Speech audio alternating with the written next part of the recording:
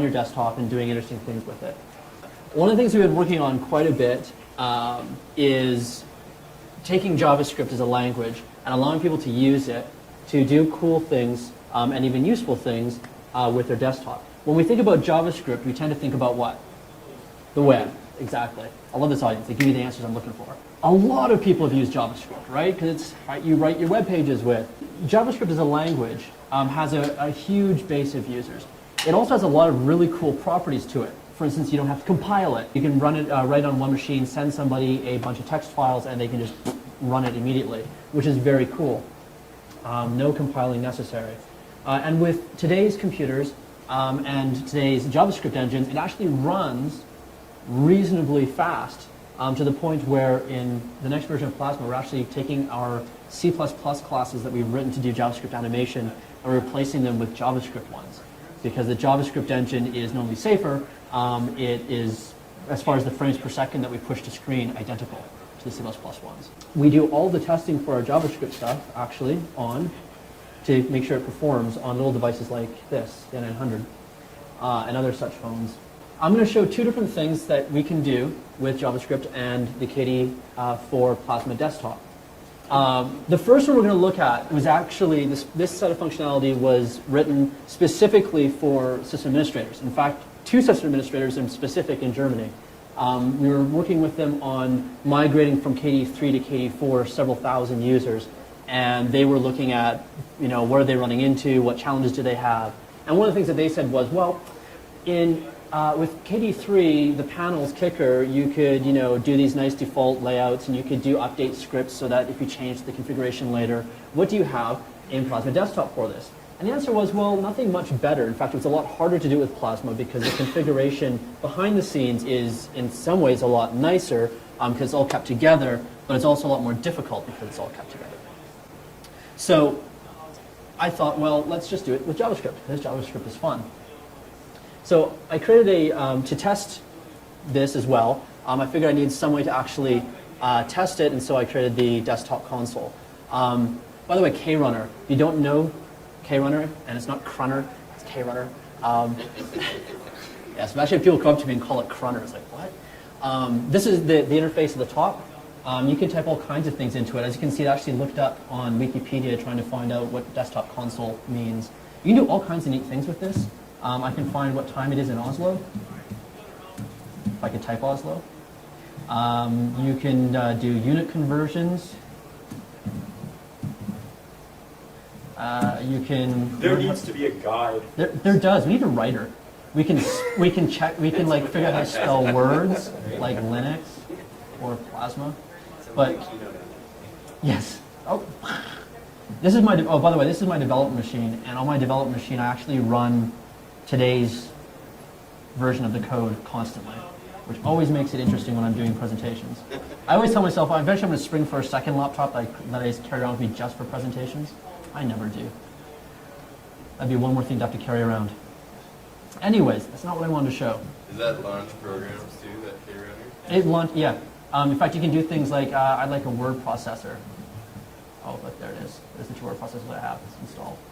Yeah, this is plugin based, so you can also write your own plugins. You can write plugins in JavaScript for this too. We're not going to look at that one today. So if you type in the magic words desktop console and Plasma Desktop is running, in fact, if Plasma Desktop is not running, it won't show you a match. But if it is, you get this really cool window that pops up, and at the top you have a place to edit scripts, and at the bottom, let's hit Control E here to execute it, you have your output. So what I've done here, just to walk you through it, the internals of Plasma work a little bit like this. What you see on the desktop and in your panel, the things we call containments. The desktops we call activities, the panels we call panels, magical imaginative names, I know. So this little bit of JavaScript, what it's doing is it's asking for I kind of cheated here. I asked for the activity by ID and the first activity ID. If you have multiple activities, you'll have an array of IDs. But I'm just putting the first one because I'm lazy. And then I'm printing out, activity and then the ID of it. I could print out the name, etc. And then I look at the wallpaper plugin. What's cool is that you can actually change all of this at runtime. So, well, some of it anyways. So for instance, I could, if it all works, actually I was just working on the wallpaper changing while I was sitting there, so I have no idea if this actually works. Let's find out. Wallpaper plugin. You misspelled it, Katie. I probably.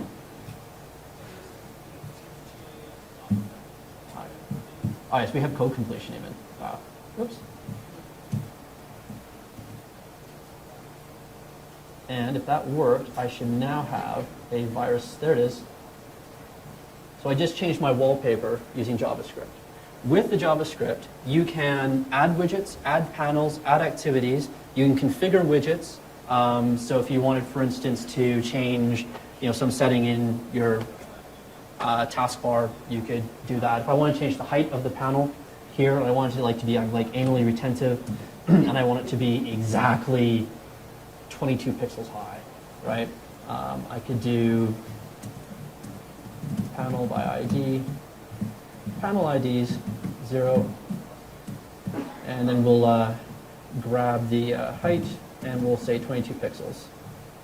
And there we go, you can see it just changed. And they go, oh, that was a stupid idea. I actually want it to be 24, change it to 24, execute the script, and it grows a bit. Make it a little bit more obvious, but there we go, 32, back to 24. So this makes it very simple to do scripting. And really, you can control any component on your Plasma desktop. What's also really cool is that you can save and open scripts. In fact, if you go back to your KRunner, do desktop console, and give it a path to a script, it will load that script in the editor for you. So that's all cool. This is actually just for testing. That's what I thought anyways. But I found it so useful, I left it in so that you can actually get to it yourself. If you are a system administrator, if in the KDE, either the system-wide ones or the user-local one, actually no, user-local we don't support, but if you put in any of the system directories in share, apps, Plasma desktop, there's an init and an updates folder. And any JavaScript that appears in init is run when Plasma desktop was first started, and then whenever it starts up again after that, well, it also does it on the first run, any scripts that are in the updates get run. So as a system administrator with a large number of machines, for instance, and you go, oh, we want to lock down the wallpaper. You can set immutability, for instance, if people can't change it. Or you want to remove a widget or add a new widget, or you just want to change something for all your users, you write the update script, push it to your file tree, and next time they log in, it gets run. You have the full power for all this. So I can't go over everything you can do because there's a lot you can do. Thankfully, I've also written a guide as I was developing it of all the things you can do. If you go to techbase.kde.org, which is where we keep all of our magical secrets, like how to find unicorns in the woods. Actually, it's mostly about KDE stuff, but yes. If you go to the system administration area, in Plasma desktop scripting, actually I'll go back one.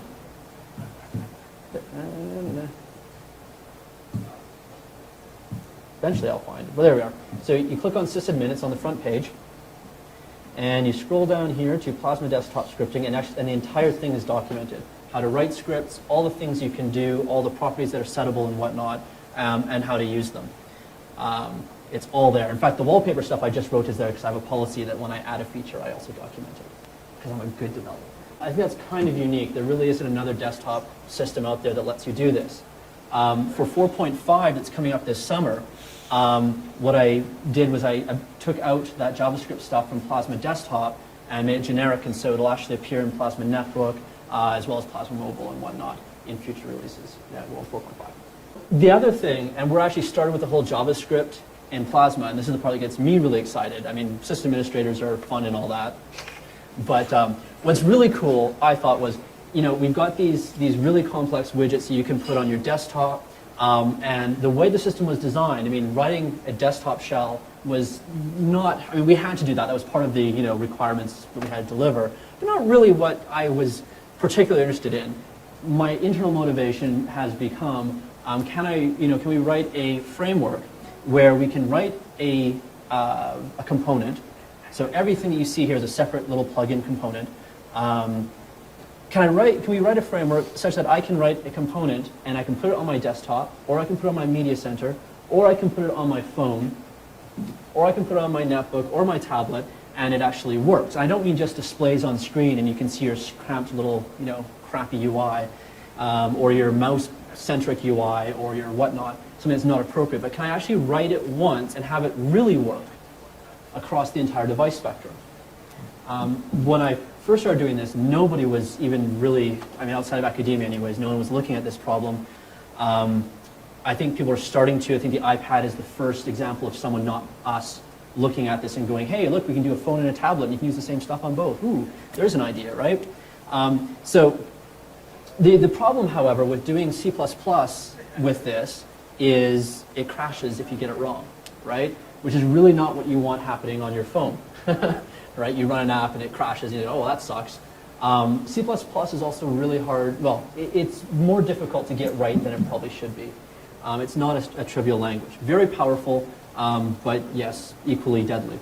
So we wanted something that we could control, that we could sandbox. We wanted to give people the ability to share widgets with each other, with the idea and the vision of being able to take my N900, walk into your house, and you're playing some video on your media center, and I can go, oh, well, let me grab the, where's your remote control? And you go, I don't know, it's lost in the seat cushion somewhere. I say, oh, don't worry about it. I pull out my phone, and I grab the controls from your media center TV and put it on my phone. Or I want to be able to walk into a train station in the middle of Paris, which I have no idea what's going on, and go, holy crap, I know I'm supposed to catch this train. Where is it? What track is it on, and when is it going to arrive? And I should be able to turn on my phone or my netbook or my laptop or my tablet, see that inside the train station there's a widget that's published. I should go, oh, good, there's a schedule. Click on it, and I should have an interactive schedule. We actually have a public transport widget that's it exists on kdelook.org. It's probably going to ship with one of the software compilations, either 4.5 or maybe 4.6, but I'm probably 4.5. And it's really cool because it's driven in the back end by little bits of JavaScript and whatnot. And what it lets you do is plug it into almost any online source of public transit information. So I wanted this to become a possibility. The problem is that when I let you run code on my stuff, right, if you were here for the last talk about security, right, that's like a really stupid thing to do, right? Well, the neat thing about JavaScript is it was designed from the ground up to be secure and trustable, despite what he says about caching and all that. There are problems in implementations. But the language itself is actually runtime auditable, which is kind of neat. So JavaScript has like all these great properties. Write in one place, deployed on any kind of device, whether it's an ARM-based phone or an Intel-based laptop. I can, have a reasonable chance at securing it, etc. So we've put a lot of effort into allowing you to write widgets like this in JavaScript. Well, how well does it work, right? I can hear it burning in all of your minds. Yes, Aaron, but does it work? This is like an infomercial. You're supposed to go, yes, does it work? All in one in unison, right? And then when I show it to you, you're going to clap, right? Okay, cool. Glad we're all on the same page with that.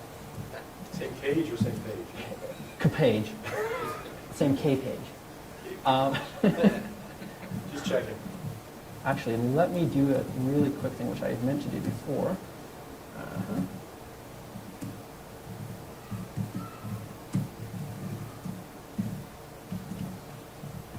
So we held a competition recently.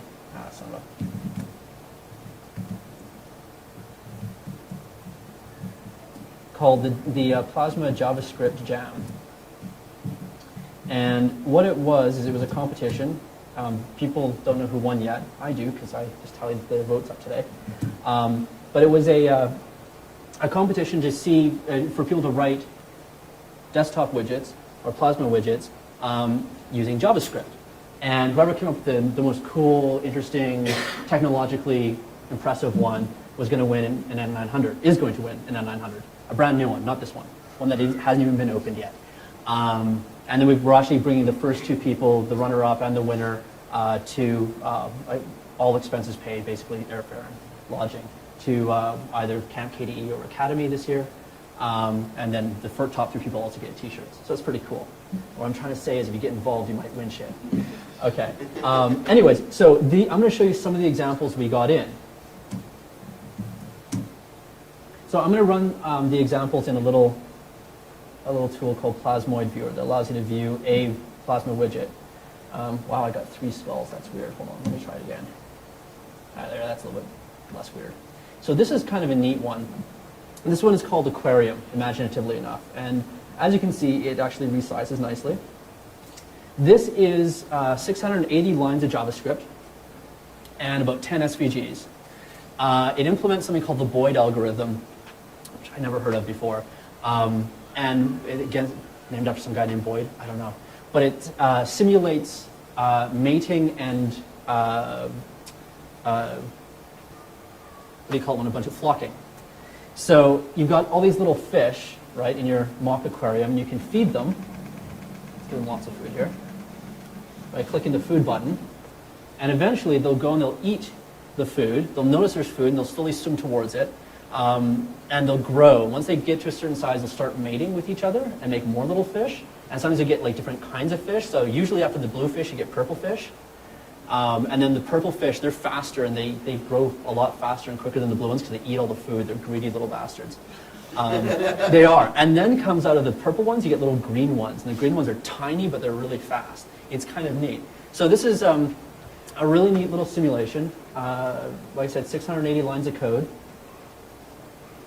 And as you can see, it's actually using very little CPU to do it, even though it's written in JavaScript and it's running as fast as it can, frames per second animation.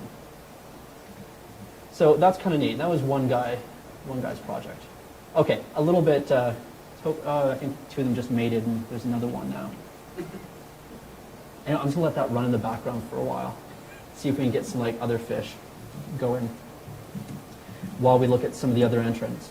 Some of them were very, very simple. Here is one that allows you to roll dice. Every time you click it, I should actually let it roll. And you can replace the image with dice. In fact, I think he actually included a few different ones. Yeah, Vegas plasma dice. Let's do Eurocoin. Oh, there's different modes: single click randomized, double click randomized, etc. So we'll do that.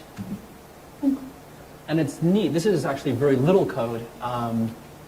Less than 100 lines, if I remember correctly. And it's using the animation framework that comes with Plasma Desktop. And this is all done, again, with JavaScript. There's one that does guitar tuner. Oops. Oh, right. There we go. And this one's kind of neat because what it does, it lets you, probably not going to be able to hear it. It lets you tune your guitar. Don't know if you can hear that. And there's different tunings in the settings. You can change what tuning you want your guitar in, and it changes the buttons. And it's a very basic guitar tuner. Should you be feeding the fish? Oh, right, thanks. Yeah, I'm not going to get any purple fish if I don't feed them, is it? Damn, this is like Farmville. Then there's some more interesting or more useful ones. One that was kind of neat was short log. This allows you to create little. Whoops. This allows you to create little sets of notes. So I have to talk about JavaScript today, and go out for beers later. Show up on Saturday. Now, if I have to remember, like, what the hell was I thinking about on Saturday? You can actually do searches by doing / and then the thing. You can search by dates as well. So you can say, what did I say today or all this month? So you can see I actually say quite a bit. It's a neat little plasmoid, very, very simple. You can delete, of course, selected ones and whatnot. Very simple, very utilitarian. All of this is done in JavaScript. And what's nice about it is they didn't have to deal with memory management or it crashing on them because they forgot to initialize the pointer or they deleted it and then got it afterwards. Okay, so that's what's possible. Is that kind of neat? Yeah? Okay. And what's really cool is that with the remote widgets I was mentioning earlier, if you go to aquarium settings, if you go to share, you can say share this widget on the network, and I could, for instance, allow everyone to freely access this widget. And if I do that, and you had your Plasma running, you would actually get an announcement saying, hey, there's this aquarium widget running, and you could subscribe to it. It would appear on your machine as well. And so with the what's really neat with the JavaScript is that if you don't have the aquarium on your machine, it bundles it up from my machine and sends it across to your machine Now, transparently. all the widgets that are actually in Plasma at the moment, Right. 4.4 anyway, have that share thing. Yes, and that works for them. The thing about the C++ ones is that you already have to have the C++ Plasmoid installed on the other side. Because we can't just bundle up the C++ object files and send them over to the other machine because of binary compatibility. Right? I mean, obviously, the now playing widget on my Intel laptop is not going to work on my ARM-based phone. Okay. Different architecture. It might not work on my Red Hat-based laptop if it's an Ubuntu-based one or something, right? So with the JavaScript, you get an extra leg up in that even if the widget isn't on the other side, it just bundles it up, sends it across, and runs it. So, bloody fish. I'm not getting any purple fish. This sucks. Every other time I've done it, I get a purple fish right away. And then I try and show it to everyone to like show this really cool thing, and the randomness is working against me. There's lots of food. A few of them are getting fat. Okay, so how can you do this, right? Yes, Aaron, how can I do this? Especially on my N900. Well, what's cool is you can do all the development on your desktop, test it and whatnot, and then throw it at the last minute. And because it's JavaScript, if you want to tweak things, it's actually possible to do it right on the phone. You're just editing text, right? You don't have to have a compiler or a tool chain or a CPU capable of compiling it in a reasonable time frame. You literally edit it and then reload it. There's actually, I have a patch locally. I just haven't figured out a good way of integrating it nicely. It doesn't screw it up for normal users. But where it adds a reload widget, if it's a scripted widget, to the right click. So you can have it running your Plasma desktop, editing it, and just hit reload, and it's like a web page. All right, enough about me. No purple fish. Oh, I made move fish. Damn it. Okay, here we go. More food. This guy is no longer winning. Okay, let's make the aquarium smaller so we can see what I'm doing. If you make it smaller as well, then the food gets closer to them, they eat faster. They simply have nowhere to go. Okay, this is a program called Plasmate, which is a verb, to plasmate. I am going to plasmate. And for you dirty-minded people, no, it doesn't mean whatever you're thinking. You can, yes. Go plasmate yourself. Go do something productive. Plasmate a bit. To plasmate is to create add-ons for Plasma-based applications. By the way, Amarok is already using Plasma. And this year, Scrooge, which is one of our financial applications, as well as Contact, will also be using Plasma widgets in their dashboards. So what you're learning here, while it's applicable to Plasma Desktop, Plasma Netbook, and when we release it this year, Plasma Mobile and Plasma Media Center, you'll also be able to take this exact same knowledge and apply it to other applications, which is pretty cool. Okay, so what I want to do is I want to create, I went a little bit fast. I want to create a new Plasmoid, so I'm going to hit Plasmoid, and what should we call our new Plasmoid? Harold. COSSFest. Harold did.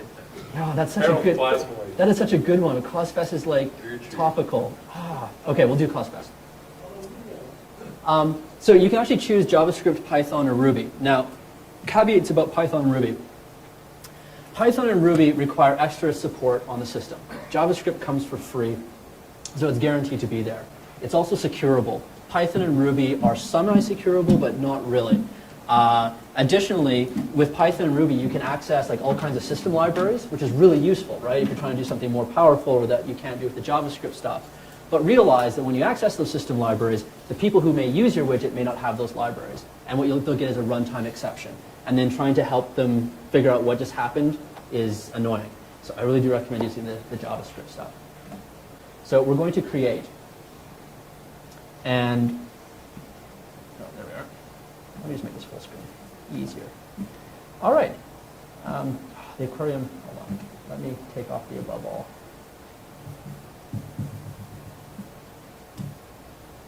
And big fish again. I swear I've never run it this long without getting purple fish. This is so weird. Okay. You're going to think I'm obsessed about purple fish now. I don't, honestly.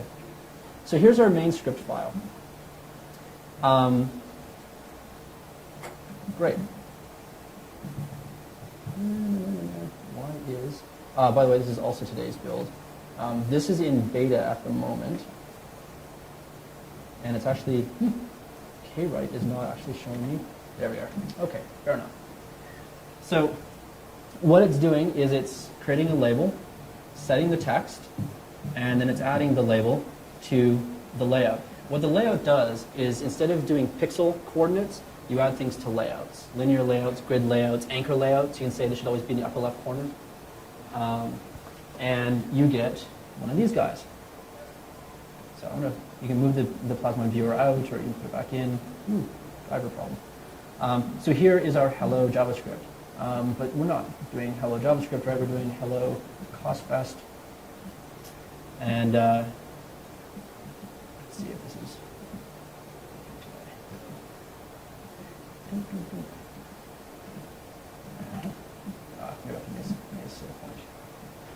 this is the neat thing about Plasmate is transparent. You don't save files or open them. You add them to your project, and then you create save points. In the background, it's actually using.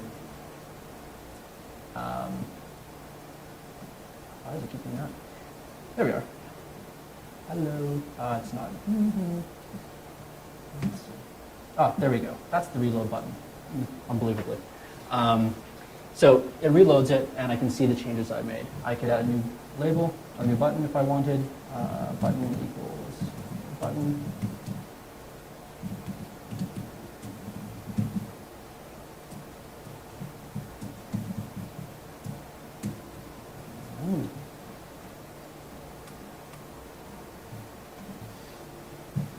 I'm not going to bore you with watching me do a whole thing. Anyways, whenever I create a new save point, it's actually transparently saving it to disk and then making a commit to Git. The nice thing about that is then I'll show you in a second, we actually support transparently pushing your projects online for other people to enjoy. Oh, there's an error. There's my error. You don't need semicolons in JavaScript, actually. And the error in where? Make it bigger so I can see what the error is, please.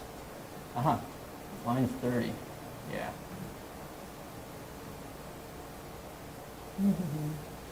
Oh, button. There we go. And so you can, of course, connect things up. So if I wanted that to change, let's see, button dot clicked dot connect, and I'm just going to say, let's create a new function here just to show how that works.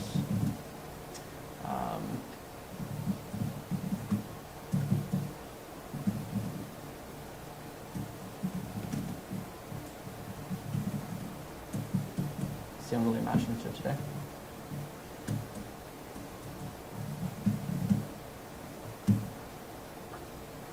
And hopefully that all works. Oh yeah. So it's very simple to actually do your development. You do it very quickly. You don't have to do it using Plasmate though.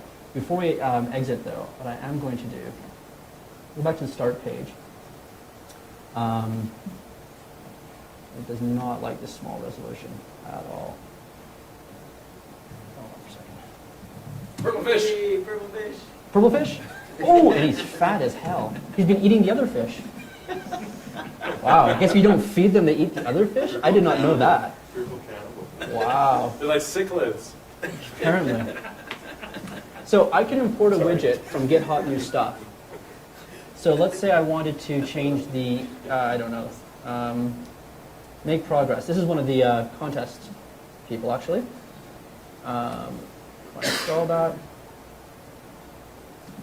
Close, and it'll automatically load this guy's code. I can now edit it, change it, and then if I wanted to, when I'm all done, I could hit publish, and I could actually publish it online using my opendesktop.org account. So you can take other people's stuff, make it better or different, and upload it. You can also take your own original creations, hit publish, and upload it, and it becomes available for everyone else on KDE.org, which is pretty cool. Okay, so Plasma is not your only option.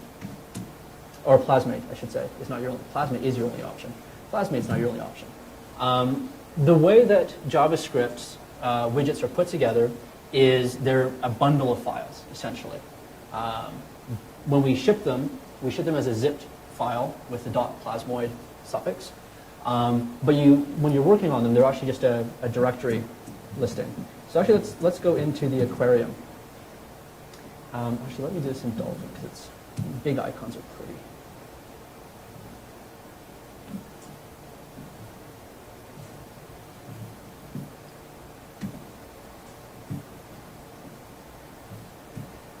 Great. So every package has a metadata.desktop file. And this is going to tell the user who you are. It's going to tell Plasma what the name of your widget is. Let's just open that really quick. Oh, right. It thinks it's actually executable. Let me open with kwrite. And in Plasmate, there's an editor screen. If you click on the metadata, you have this nice little GUI editor that you get to type things in. You don't have to know any of this. Wow. This is unhappy.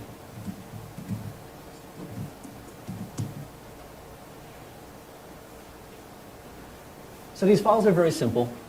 Essentially, all you really have to change is your name. I'm assuming you're not, however you say that. Your email address, a license that you wish to release it under, your website's optional, and then the plugin name. The plugin name needs to be unique globally. So think about using like the org.foo or com.foo that you use with Java or websites. That's a good way to ensure global uniqueness. Otherwise, that's pretty much it. You can define what the default size is in there as well. From there, oops. There it is, unopened. From there, there's a contents folder. And this is where all the contents are, magically. By default, we have the code directory, which is where you're going to put all of your JavaScript code. You can have as many files as you want, of course. This one just has one, and main.js. And there it is. So you make changes to this file, and this is the actual one that gets started. If you have other ones, you can include them. And that's pretty neat, because if I have another file I want to include, oops, in say code, make a new file, and I'll save it as, oh, it's going to save it somewhere randomly. Let's do that. This is why I use Vim.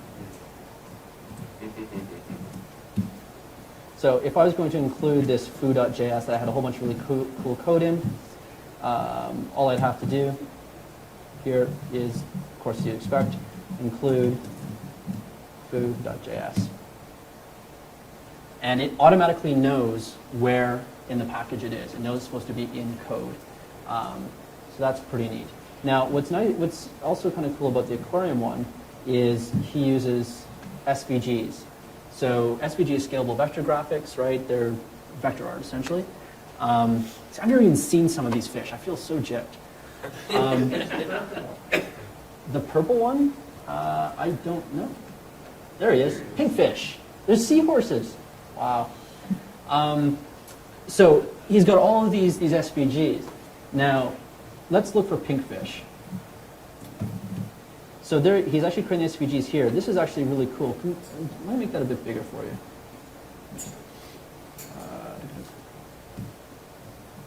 No, not make it not bigger anymore.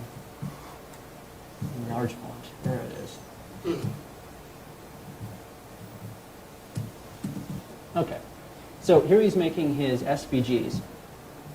And what's really cool is that you can just give it the name. So he doesn't even have seahorse.svg. He doesn't say, oh, it's in images. You just say, give me the SVG called seahorse. It'll automatically load it. And at that point, you have an SVG that you can use to generate pix maps.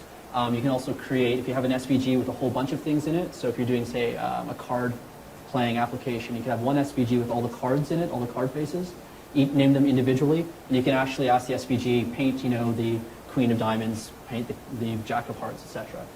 You do that by when you're in your application like Inkscape, you set the object ID of the image element. So we have support for SVGs. Other than that, you can do everything that you would expect from JavaScript, right? Prototyping, You can do event handling. You can connect events. So as you saw with the button, you can connect a clicked event to some random function, which is how, say, the guitar tuner works. A bunch of buttons, and you connect each one to play a tone. So that's pretty neat, but we take it one step further. And we have this thing called data engines. And what data engines allow you to do is access, well, data. What kind of data? Well, whatever there are plugins for. And we have a fair number of them. So for instance, you can grab comic strips online, overly useful. You can grab your calendar information, more useful. Cover fetcher, so you can grab cover art from online, give it an album name. The favicons for websites. Flickr pages, geolocation, so if they have GPS or if they're online on the internet, you can actually figure out where they are in the world. Hot plugs, so when they plug devices in and out, you can watch these happen. In fact, I didn't bring a USB key with me. Did anybody bring a USB key with them that doesn't have some incriminating evidence on it? I think it's pretty safe. Damn! I just took out the camera. You're in a pop. Okay, so here we have the hot plug engine. I have nothing plugged in. And if all works out, there we are. So it showed up in the data engine. And in fact, my widget here for dealing with devices pops up as well. It's actually using the data engine in the background. So here we go. We go, okay, cool. Here's the device that was plugged in and a bunch of information about it that I can now use. So we have data engines for everything from time, so you can make clocks, because that's important, to key states. You can tell when the caps lock button is pressed, for instance. It's important sometimes.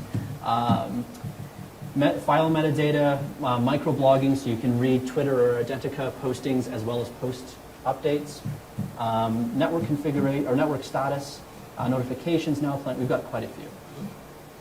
You can access these data engines from your JavaScript very, very simply. So I've actually got here,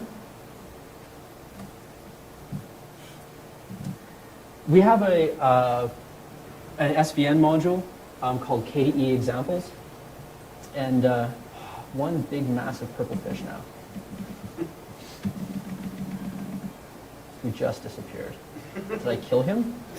I think I starved him. He exploded. I think I starved him to death. That's sad. That's why I don't have any purple fish, because I was ignoring my fish. Shouldn't he float up to the top then? Yeah, exactly. I think so. You should have the floater fish. You have to pick them You out. reverse the graphics so that it's upside down. He's going to start teaching. Give him the virus. Oh, we are Yeah, so phone.svg. so easily amused. So we have a module in KDE's SVN called KDE examples. I'm actually at our web SVN interface just to show you what's there. You can check it out. And inside of Plasma, we've got a whole bunch of examples that you can look at. So, for instance, here is, I'll make this a bit bigger. Tell me when you can read this. Okay. It's huge. So here we are in KDE examples, Plasma, JavaScript Plasmoids. Exactly where you would have looked, right? So and in here we've got a lot of examples. Say how to use animations, how to use these things called extenders. For instance, when I pop the clock and I get the calendar, this is an extender. You can actually grab it and move it out, say onto my desktop or whatnot. It's now a separate widget with it. Yeah, various examples, how to use, how to open files, fetch data using HTTP, etc. What we're going to do, here's my data engine one. Do I not have a data engine example? I thought I did. I don't think I do.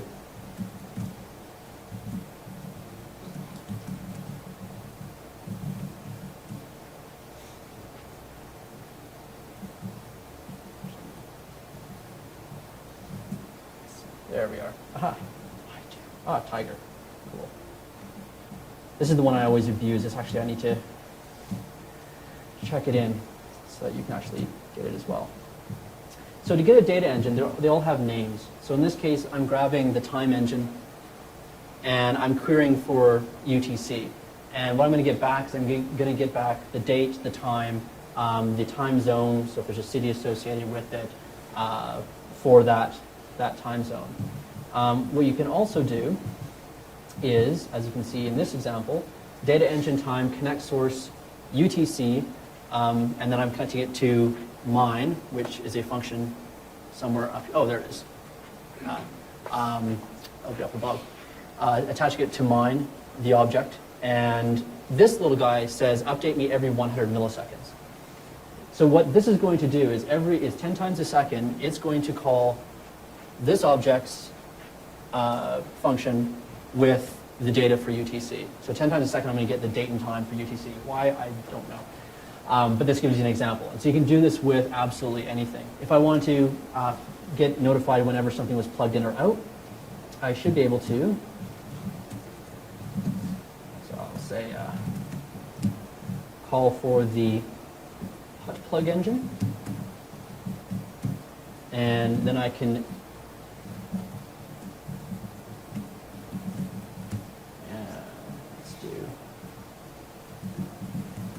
see if I'm doing this right. I suck at JavaScript, by the way, so. Which is funny, because I write the JavaScript support, but that's because I know C++.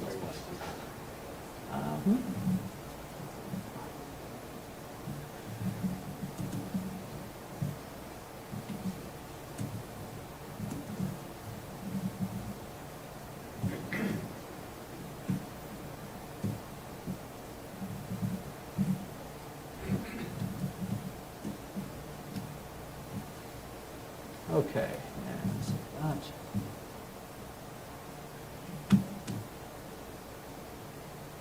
Parser, yes, good example. I spelled source add there. Yeah, added, aided. Aided, yeah, close enough. Actually, for readability, I'm going to.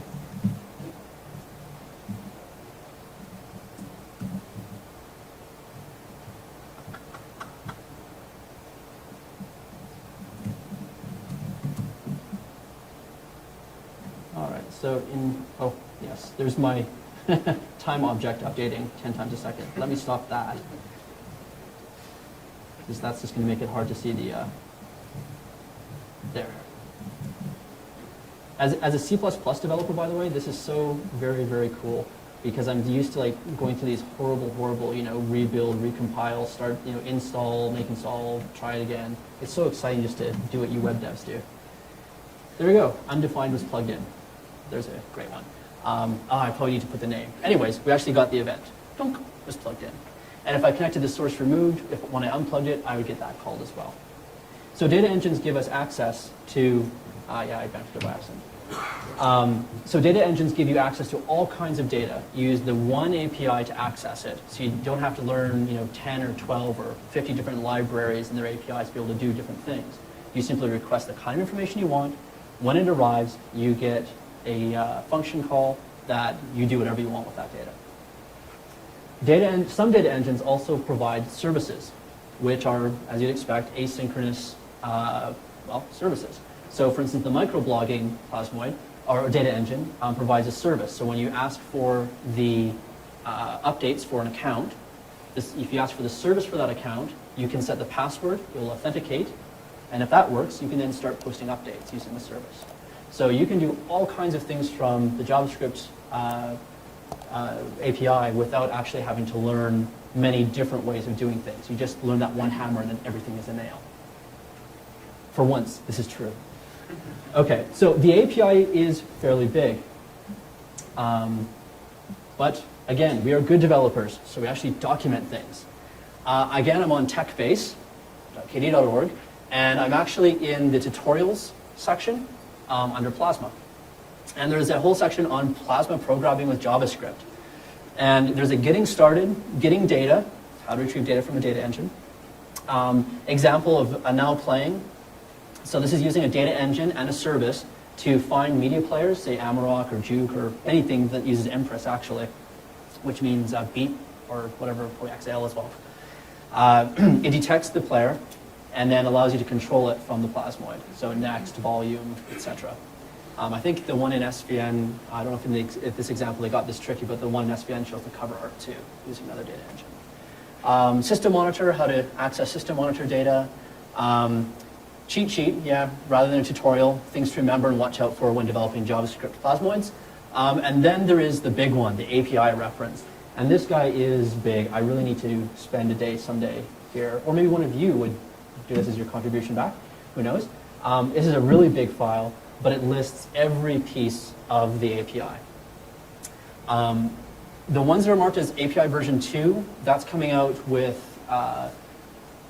software compilation 4.5, KDSC 4.5, which will be out this summer. All the stuff that isn't marked with version 2 is already in 4.4. And you can do a version check, of course. If you ask for version in your JavaScript, it'll tell you 1, 2, 3, etc. We only have version 1 right now. To run these, you need a minimum of 4.4, by the way, for them to work properly. So this goes through every piece, like I said, every bit of it. It's great reading, fun. Sit back in the bathtub and the warm printout. So some of the more important bits. There's a global Plasmoid object that gives you access to the environment. I jumped past it really quick in Plasmate, but in the previewer you could set things like form factor and location. Every Plasmoid knows about where it is in the application.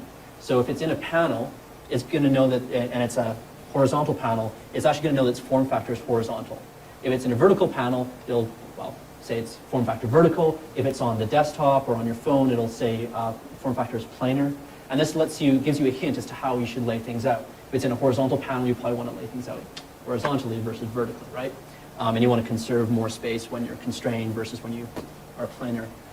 You also get access to things such as when your size changes, the user changes the size of the Plasmoid, you can react to that. The location, are you on the left, the right, the top, the bottom, floating? Those are the most useful. Oh, immutability as well, so you can see if the user is actually allowed to change your widget right now. So if you have actions that you put in the right-click menu, you may want to remove or disable some of them based upon immutability.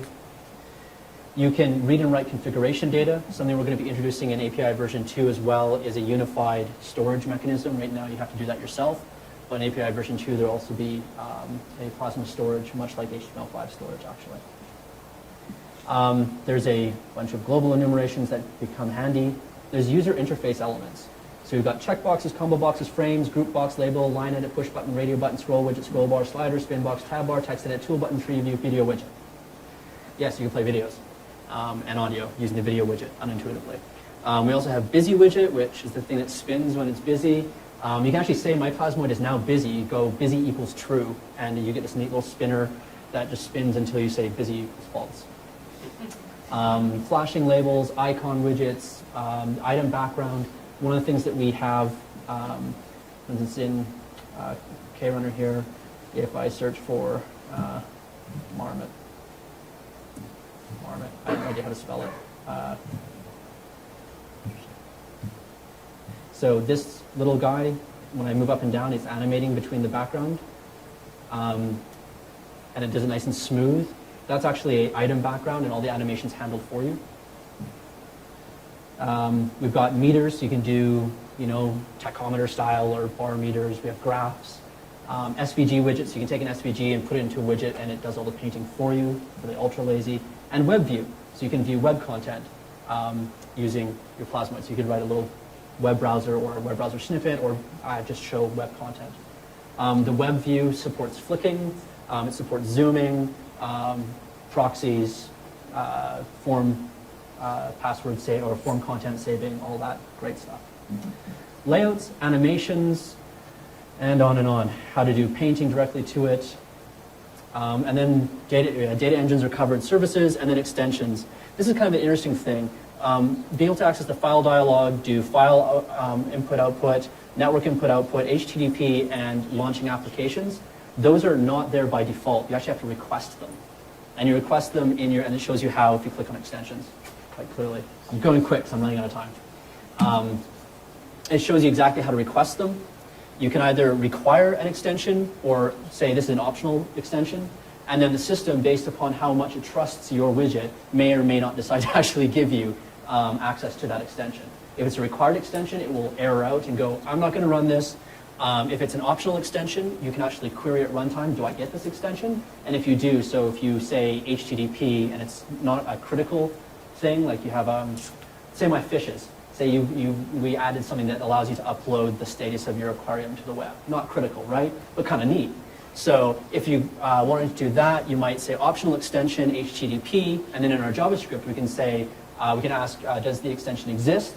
And if so, we can put that feature into our Plasmoid at runtime, which is kind of neat. But these are all extensions, so, and we can add other extensions. In fact, if you're a C++ guy and you want to do really crazy stuff, you can actually write your own C++ extensions, install them, and then access them via JavaScript as well. Obviously not very portable, but it does open up more doors. Some of the applications like Amarok and whatnot actually use that already to extend what you can do inside of, say, Amarok with the JavaScript. So the JavaScript API is quite big. Give you an idea. It's all documented. Well, it's 90-something% documented. There's still some details missing here and there, but I spend an hour here, an hour there, almost every day working on it. So it's getting there. If you have questions or comments about it, you can find us on IRC and #Plasma, on irc.freenode.net, or you can email plasma-devel@kde.org. So that's two cool things that you can do with JavaScript on your desktop. One, you can write entire little mini applications, aka widgets, and you can also script your desktop to make your panel bigger or add widgets or reconfiguration. This is just the beginning, which is, I think, really cool. We have the start of the ability to write data engines in JavaScript, and we have the beginning of the ability to write K-runner plugins in JavaScript as well. Both of those should be finished in time for 4.5. So you can do more and more and more, and as you can see, there's a lot of things tagged with API version 2. We're adding to it with every single release, and we're adding to it actually in response to people who use it, right? They use it and go, how do I do this? And usually it's either a, oh, well, here's how, and they go, wow, that was really easy, or I go, oh yeah, I hadn't thought about that.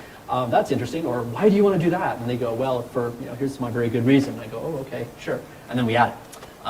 We are trying to keep the API manageable. It is pretty big already, but we try and keep it manageable so that the idea is that you can get in and in 15 or 20 minutes you actually have something that you can actually be somewhat happy with and go, cool, look what I made. And then you can upload it to kdelook.org and other people can vote it down or up, as the case may be.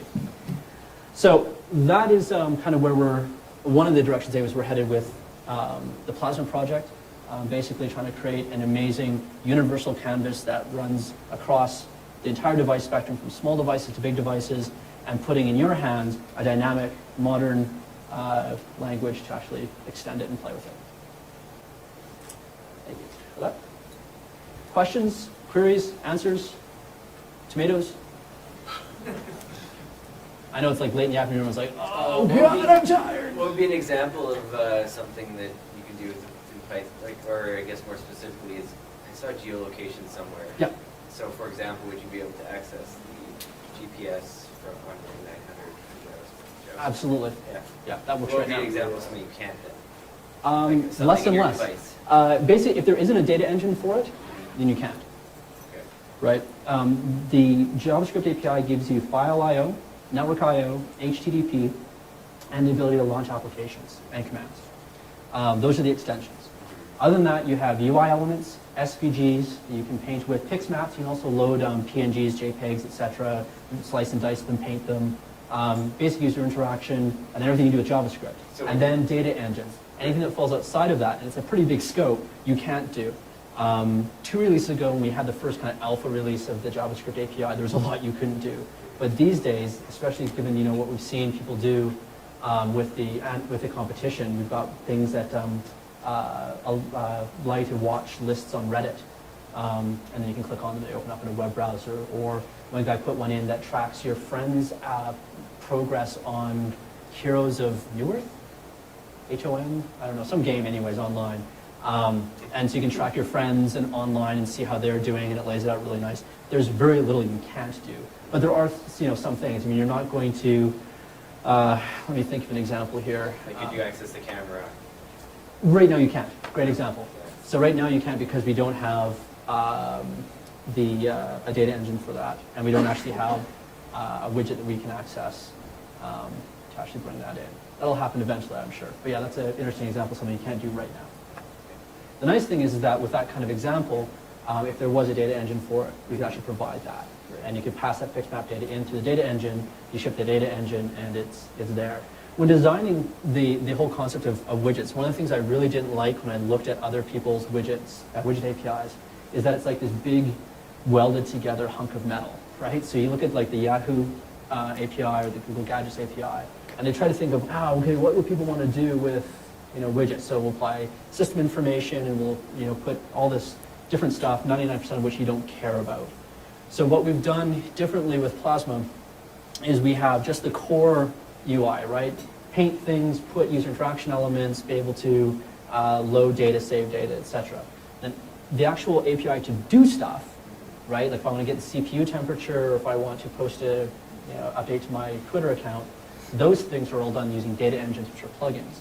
So the API can grow and shrink depending on the focus and point of the device. So in the Media Center, for instance, we have two data engines, one that gets videos from online, and one that gets pictures locally and online as well. It also gets videos locally, of course. But you can like do YouTube videos and whatnot. Those are two data engines that come with the Media Center stuff. That's really, the way that they work is really oriented towards Media Center usage. But this allows us to use this exact same API in Media Center and actually extend its capabilities fairly easily. So yeah, we don't actually have to touch the core UI to actually add these kind of features. And then the extra nice thing is when we do add a new feature, it's not a new API. If you added, say, the camera data engine, you just request the camera and you start getting, you say, update me as often as you can, which is the default actually. And the camera would just start feeding you pics map data every time it got data from the camera. And at that point, yeah, you'd have it done and you'd use the exact same data engine API we just saw. And you wouldn't have to touch libplasma or any of the core API. You just provide another plugin. So that's really what we expect people who are working on devices to be doing, is for device-specific stuff. It is interesting, though. I expected a lot more device-specific stuff, like GPS. I thought, that'll be something we use on the devices more than anything else. But with IP-based geolocation, we actually have a guy who's working on access point. So you can associate access points with is your wrist hurting? You know what they say about that? Sorry. So yeah, I completely derailed my thought. Anyways, he's working on associating access points with ad hoc locations. So when you go into the office, you go, this is my office AP. And so your geolocation engine will be able to access that. So a lot of things that I was thinking, maybe a year or two ago, this is going to be specific to this one kind of thing. So much is actually much more general than we expect. Which is kind of neat about working across devices. And I was talking about this earlier this morning in one of the side rooms in a informal chat. Things like flickable widgets, right? That's required pretty much on mobile these days. So we did all this, pinch and zoom and multi-touch and being able to flick, and all that works. And we did it for mobile. Then we find out that it works really nicely and actually adds a lot of nice touches to the desktop stuff as well. So it's kind of neat to see how when you're broadly aiming at the entire device spectrum, how everything benefits. Anyways, that's my time. Thank you very much for your attention. I know I went very, very fast. My hope and goal is that you're now excited and interested and curious and going, really? What can I do with that? And then the next step is to actually get online, go to TechBase, read a bit about it, join us in IRC, and then try it out. See what you can come up with. And we're happy to ask questions. We do not believe in stupid questions. We get them all the time. We're good at it. So definitely bombard us with questions. Yeah?